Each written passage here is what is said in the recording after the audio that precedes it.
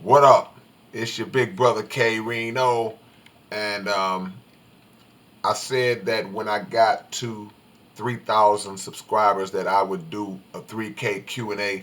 So here we are, a little bit over 3,000, and it happened pretty quick. So man, I want to first thank God for the blessings, but secondly, I want to thank y'all for supporting, man, and helping my channel in its growing process. We still growing, but y'all got us popping pretty fast, man. So I'm real thankful and appreciative of y'all for that, and that's why I'm doing these random Q&As here and there, because it gives me an opportunity to interact with y'all outside of music.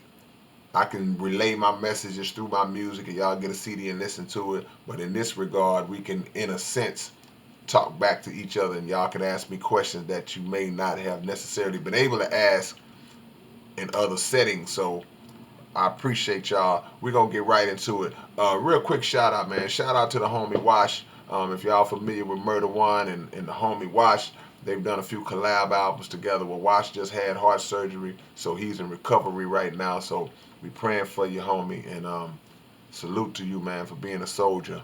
And we'll see you when you're standing on 2 feet again, big brother. One love. But we're going to get right into the questions, man. And I'm going to answer as many of them as I can. Uh, can't promise I'll get to all of them. Maybe I'll do a part two. I may drop some and skip a few, but I'm gonna get to as many as I can, and hopefully I can answer them to y'all's satisfaction. So here we go. First question is from Cephas Bethlehem. Out of curiosity, how was it working with Cannabis? Straight up, Cannabis is, in my opinion, one of the top 2 or 3 lyricists to ever do it. You got guys who, you have levels. You got this guy, then you may have these guys in this particular room, and these guys in this particular room. Well, Cannabis, if this is the top level, he's created a level that's above that top level. That's how great of a lyricist that he is, and the longevity that he's had. So salute to Cannabis, man, for inviting me to be on this project. It was an honor for me, as well as all of the rappers that were on those projects, man. And so salute, bro. It was great working with Cannabis, straight up. Justin Corbisier says, I was also wondering what your views on medical cannabis are. Now he's talking about weed now. He ain't talking about the rapper now. And basically what it is, man, everyone knows that cannabis in its pure, untampered with form has great medicinal properties that can be used to help in healing a number of different physical ailments. So when it's utilized in that manner, then I take no issue with it, because I feel like that is the purpose for it. But if it's just used to just get high and be frivolous and things of that nature, then that ain't my thing. I don't smoke, but I definitely don't judge anybody that does, because who am I to judge anybody? But at the end of the day, your question specified medicinal or medical purposes, so I'm assuming that that's where you're targeting. And if that's the case, and if it's used in that context, then no problem. LPRMC says, "What up, K? I want to know what you read. Top 5 favorite books." Um, I've answered that before, but I'll go over it again. Of course, most of the books I read are from the Honorable Elijah Muhammad or Mr. Farrakhan, and hey, that's my thing. But it would be Message to the Black Man, How to Eat to Live, Secret Relationship Between Blacks and Jews, Book 1 and 2. Um, Hold on, let me look real quick. I got a few. It's Ramadan, so the Quran, of course. Um, I got a bunch of books over here, man. But those are some of my ones that stand out. But there are others. I'm just at a blank right now. All right, Angstroms. What up, Angstroms? He says, "Hey K, I was wondering why you are not willing to look deeper into veganism. You seem pretty set in your beliefs, but investigating the destruction of animal agriculture is what every truth seeker needs to look up. Um, I'm familiar with veganism. I know that I would personally never be a vegan because I love salmon, whiting fish, and I love dairy, raw milk, not the milk you buy at the store, but the raw milk, milk that hasn't been pasteurized and the nutrients haven't been burned and removed from the milk. Um, like cheese, can't lie. So veganism wouldn't be something that would be conducive to me in terms of my diet and the things that I like. But I don't have any problem with you if you are vegan or you subscribe to veganism, because any dietary lifestyle that you take on that removes a lot of bad food from your diet, it can't do nothing but help you. It can only make you better. So it's not that I have ill will or ill feelings towards veganism. It's just not something I would do. I'm a pescatarian. I don't eat any beef, chicken, turkey, pork, or any of those things. But I do get down with some fish, and particularly try to make sure that it's good, clean fish. No farm raised fish that has chemicals and GMOs added to it, where they feed the fish uh, animal byproducts and crap like that. Just straight wild caught fish, or even responsibly farm raised fish if you can find it. But these days, just to be real, man, it's so difficult even when you're trying to eat right, because even the things that are considered to be healthy, this world figures out ways to do things to contaminate. They spray the vegetables. They, like I say, they add chemicals to the meats. They dope up the cows. So it's hard to escape it, but you just have to do the best you can. All right, J. Luna. He says, "Hey, big dog, when are you gonna do another meet and greet? I need to purchase your latest CD with autograph." I mean, come to the show, man. May 25th. Come to the show, Main Street Lounge, 9255 South Main here in Houston, and come see the concert, man. You talk about me, Point Blank, Klondike Cat, the whole SPC doing our thing up in there, man. And it's the album release, and it's the free K Water release with benefit. So if you want to get that album, come to the show. And that's for all y'all. Come to the show, man. Don't be scared. Come to the show. Come kick it with your boy. Michael Bunton. Will you ever do a Pain and Betrayal Part 2 or a Duality Part 2? And tell Point Blank Mike from Lubbock said, what's good with your homie? Yeah, the Blankster, if you check this out here, baby, see you shouting him out, man. One love to the Blankster. Pain and Betrayal Part 2. Nah, I don't do a lot of part twos unless you're talking about the sorcerer stuff, and or maybe the flow sessions. But I'm sure that in the time frame in between that I released Pain and Betrayal, which came out probably in like '06, I've touched on that subject in different ways, different variations of it, because a lot of pain and betrayal has taken place since I made that original song. Duality the same way. That's one of my favorite lyrical songs I ever did. And I wouldn't do a part two. I would just do another lyrical song, and let that become its own entity. But appreciate the love, Mike. Molly Rancher says, would you mind if I looked at your birth chart? Can I ask what time you were born? I don't remember what time I was born. And why you want to look at my birth chart? What you trying to do? Um, but nah, I mean, I don't remember what time I was born, man. I don't remember stuff that happened an hour ago, and I'm sure I could ask my mama, but no, I don't know. All right, Molly, we ain't gonna go there. Jimmy Hernandez says, "What's good, K?" SPC Pioneer, sad to hear about K Water. Yeah, he's shouting out my brother K Water, who doing a little stretch right now, but he'll be home. sooner than later.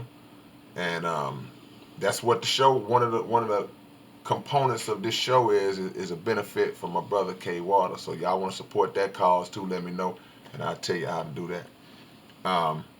Ramiro Villarreal.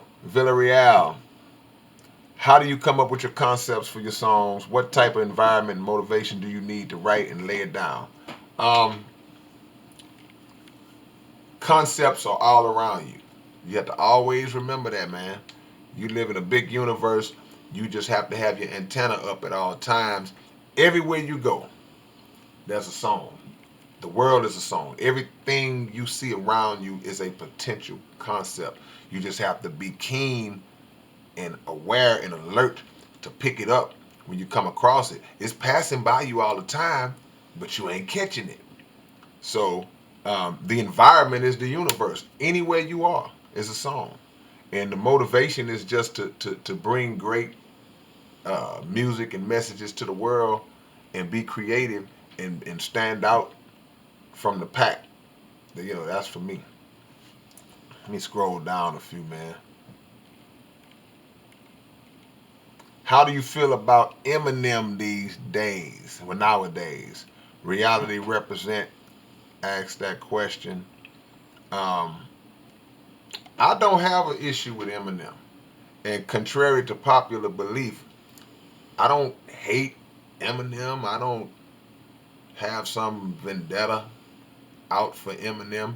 Eminem made some songs that I disagreed with many, many years ago, and as a defender of the black woman, I felt that it would be remiss of me if I did not create a defense for the black woman based on the songs that were made about her. So, about black women in general by him or his personal experiences at that time. So, Eminem's a great lyricist, one of the best to ever do it. That's undeniable. That's undeniable. And he created some songs that he himself has even expressed that he wished that he had not done. And that was the reason why I was like, okay, you know what? I'm gonna create a defense for our sisters. And could I have done it a better way? Absolutely. But at the end of the day, it's wrong for us to do it. But it's definitely not gonna happen for somebody else to come out and bash our women. They've been through too much. Our history speaks to too much pain that has been heaped upon black women throughout history, from slavery on to the current time, to where we can stand on the sidelines and let somebody else bash our sisters like that. So that's the backstory to that. And but no, I don't have any problems with Eminem. He's one of the best to ever do it. Just don't disrespect our sisters like that. Nikki Starks. I want to buy the hard copies of the Big Seven. How can I? Just email me, Nikki, SPCKRINO at AOL.com. Anybody that's watching this, just email me. I'll send you the order information for the Big Seven because it's not on the website. But anything else you want to get that may be on the website, go to www.southparkcoalition.net, click music store, and you can order. You can order the new album, and anything you don't see on there, just email me. Just hit me up. We're going to make it happen. You want to get this music, you're going to get this music, man. You know, I feel like my lips crusty, man. Man, I feel like my lips is crusty, bro. All right, I'm sorry. Let me scroll down and let bet. All right. Yeah, K. What's up with KB the Kidnapper? Haven't seen him in a while. I haven't seen KB in a while myself, but one thing I know about the Kidnapper, wherever he at, he's still spitting venom. So I have a radio show now, and I talked to Icy Hot about a week ago, and I'm gonna try to get a street military reunion on my radio show, so that way you would be able to hear from KB if I can pull that off, which I should be able to pull it off. It's all love. Keep going. Shout out to JD. The boy JD was a friend of mine. Kelvin Johnson, one love. Um, Magic 13. Do you study the esoteric meanings of the Quran and Bible? Esoteric meanings. The Honorable Elijah Muhammad teaches that the Bible and other scriptures are written in what is called allegorical language, where in other words, it says something on the surface, but it has another meaning to it. So if that's what you mean in terms of the esoteric meaning, because esoteric is just like the secret meaning, the private meaning, I mean, then absolutely. But in order to study the hidden meanings or the misunderstood or the misinterpreted meanings of scripture, you have to have a teacher that knows what those scriptures are and what they truly mean.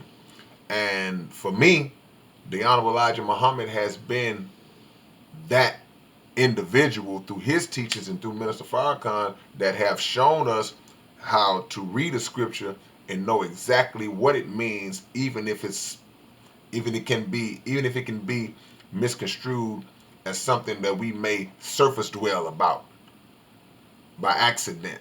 So, yeah, to answer your question, man, yeah. Sorry about the long. SUC Holden, would you consider doing a song with a mainstream rapper who also makes conscious music? Yeah, I'll do a song with anybody as long as it's a concept that's in line with where my head is at. You know, not talking like I'm angelic or nothing, but it's just certain type of music now that I'm not gonna put out.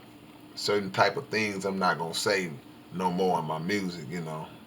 So yeah, you could be mainstream and you talking real. See, mainstream is not.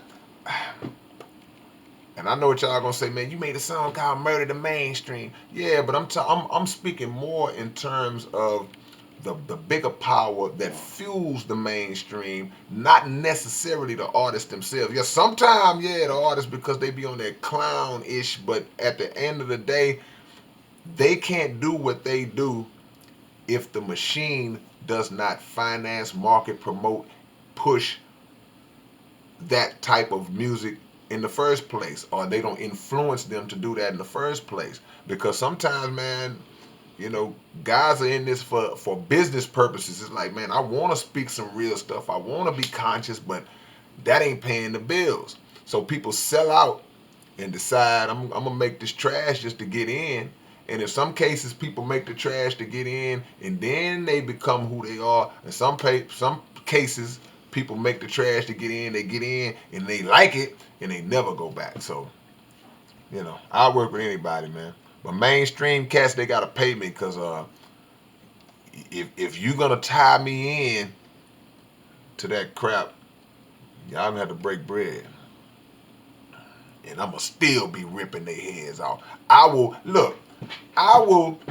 I will do a song with a mainstream rapper backed by the industry, and it'll still be smashing on the industry. That's how raw I am with it. I will make you pay me to talk crazy about you. Annihilation of the evil machine. Yeah. Anyway. All right. Let me see. Shout out. Man, I can't say your name. XSTUXNETX. Shout out, bro. Let me see. Explicit content. How do you continue on passage of writing? Because I can write a good paragraph or two, then all of a sudden I go blank most of the time. I flip pages and continue on another topic, but that's what I want to avoid. Help me out with pointers, K. Much love, bro.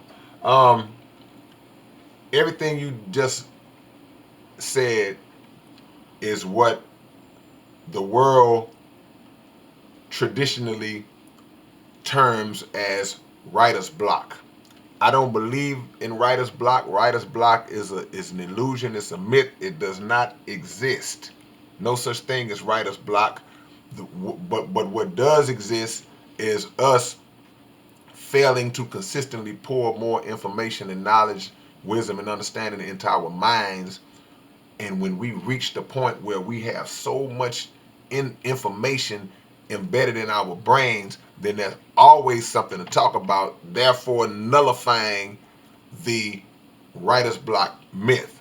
So what you have to do, explicit content, you have to make sure that you are constantly feeding your mind with information. And to go into more into your question, you said that you can write a good paragraph or two, then all of a sudden you go blank. Well, let me ask you a question. If you was working out, if you was exercising, lifting weights, shooting basketball, running, whatever you were doing, and you got tired, you reached a point where you were just physically exhausted and you got tired, what would you do? You stop. You say, okay, I got my workout in for the day. Let me chill, rejuvenate myself, put some food, some liquids back into my body, and come back and hit it the next day or later on. It's the same with your mind. If you reach that point where you've kind of overexerted for that particular day and you got 2 good verses in, that's cool. You don't have to write the whole song in one day. Push away, look to the left, look to the right, get you some fresh air, go do something else, read something, watch some TV, go outside, whatever it is you do. And let your mind's battery recharge itself, and then hit it again when you feel fresh again. That's all you gotta do. Straight up. My homie, man, you post on all my videos, man, so I don't want to say your name wrong. Is it Kakarot? This is my guy right here, man. He been showing love. You say, would you ever consider working with a collar or low key from the UK? Like I say, I'll work with anybody, man. You know, anybody that's on some real stuff, I'll work with them, bro. L Dogs, what's up, bro? Jonathan Johansson, are you planning any European tour in the near future? I mean, I don't have nothing planned, but I'm always open. I'm always ready. If you can make it happen, that's my motto. Make it happen. Send for me.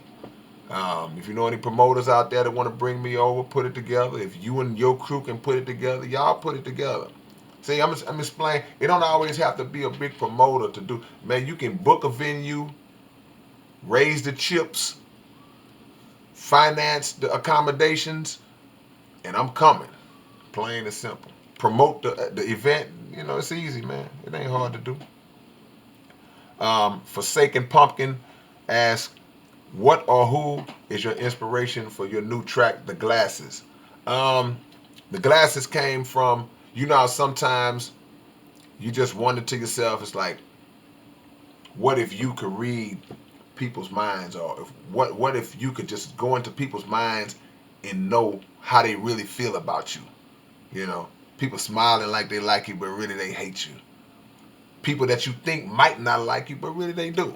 Just it works in all different angles. So the Glasses came from just that thought, but I just put a little fictional twist to it, creating a storyline about a guy who finds a pair of glasses, puts them on, and when he puts them on, he's able to see into people's hearts and minds and what they really think about him. But he just utilized it. I ain't gonna get a storyline away because somebody might not have heard the song. But yeah, that's all it was. That's all it was. Jaquez the Fatalist. Yeah. What up, Kay? I was wondering, since a lot of your songs translate as short films in my head, what are some of your favorite movies? I already know you like John Carpenter's They Live. Man, I ain't never seen They Live. I've never seen the movie. I'm just admitting it right now. My homie Jay Walker, who did that album cover, the Making Enemies album cover, he based it off of They Live. So that might have been a movie he was into, but I never saw the movie. I still haven't saw the movie, to be honest with you. I heard it's a good movie. Heard it's deep. Um, my favorite movies are movies that y'all may not think would be some of my favorite movies. My favorite movies are Dolomite, The Human Tornado, Petey Wheatstraw, The Devil's Son-in-Law. Those are my favorite movies. I ain't gonna lie, you know. That's the type of stuff I like. Richard Pryor, Which Way Is Up? Those are classics. Those should have got Academy Awards, in my opinion. Dolomite should have got Academy Award, bro. They slept on Dolomite.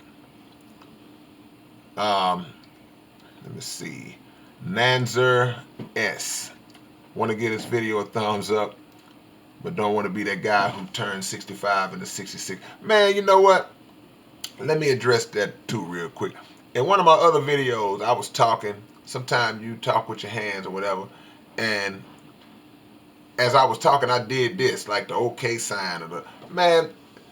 If y'all don't get, man, stop. Why you throwing up the 666? Fool, I ain't throwing up no 666. Hand gestures happen, man. Okay. All y'all conspiracy theory. There is truth in a lot of conspiracies. Absolute truth. But some of y'all, man, y'all ridiculous, man. Y'all are ridiculous, man. I mean, every little thing is, see what he did? See what he did? I talked about this in another video. Man, relax. Relax, bro. I ain't, what? Relax. It's crazy, man. I got to sit here and do my videos like this. I can't move my hands because every little thing you do is going to be translated or misinterpreted into some kind of Illuminati gesture. Can I scratch my eye? And oh no, let me stop. All right, I'm done. He also asked, what would it take for you to perform in Holland, Europe? Yeah, I just said it.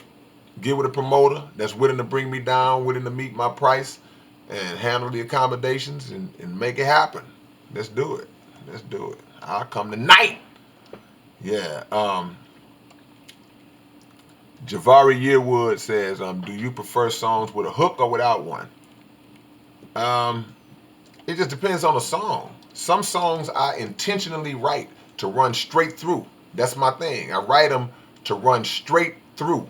Mostly the lyrical songs or the storytelling songs, because some of them just don't have the need to put a hook right there. So you just go. You just tell the story. Continuous like a movie. Which album of yours is your least favorite? That's probably one of the best questions anybody ever asked me, because generically people are always going to say, which album is your favorite? Nobody has ever asked me which album is my least favorite, so that's the best question of the day so far. I got an answer too. My least favorite album was the self-titled album I did in the late 90s, 97, somewhere off in there, that self-titled album, because I made the mistake of signing with this record company and dealing with some buffoons. Dealing with one buffoon who didn't know what he was doing, and it turned out to be a bad marriage in terms of that contractual agreement, and in turn they altered and messed up a lot of my songs, and then they released the album in a way that I was not happy or satisfied with, and it was just garbage, man. So I hate that album. You know, it had some good stuff on it, but trust and believe me, it would have been better if I was allowed to do it the way I do it. That's why, man, as an artist, your creative control is all you got. Never let that go. So yeah, that was my least favorite album. Great question, man. President Trump. Would you ever talk about Pizzagate on a track, and have you ever heard